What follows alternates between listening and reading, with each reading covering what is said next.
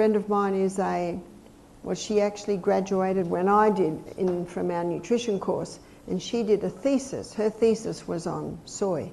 So people say to her, give us the soy story. She said, it's real easy. Man, she said, God made a good, man mucked it up. So kidney beans, cannellini beans, lentils, chickpeas, lima beans, so many legumes. You go into an Indian supermarket, you'll find almost 5 or 6 different types of lentils. There's so many different types. And did you know, in the plant-based diet, every single plant feeds a different microorganism in our gastrointestinal tract? Isn't that interesting?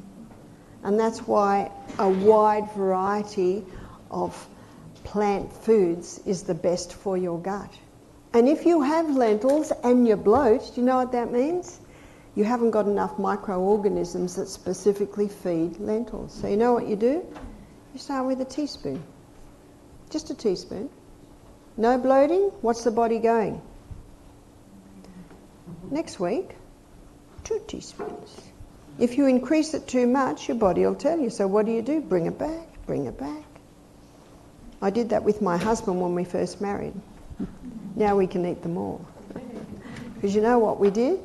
By giving little bits, little bit more, then the microorganisms that are specific for the brown lentil, they developed, and they're the ones that are breaking that down.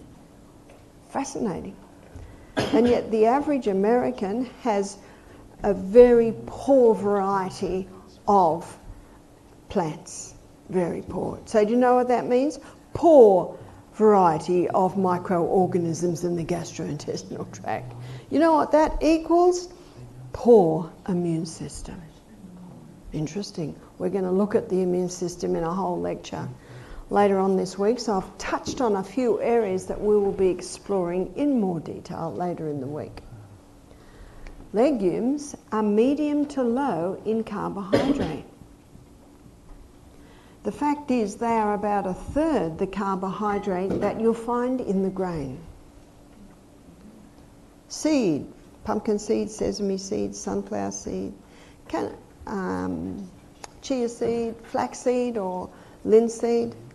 These seeds are high in protein, low in carbohydrate. God said, behold, I've given you every herb-bearing seed which is upon the face of the earth, and every tree, in the which of the trees a fruit-bearing seed. What's a fruit-bearing seed? That's your nut. And we have so many nuts.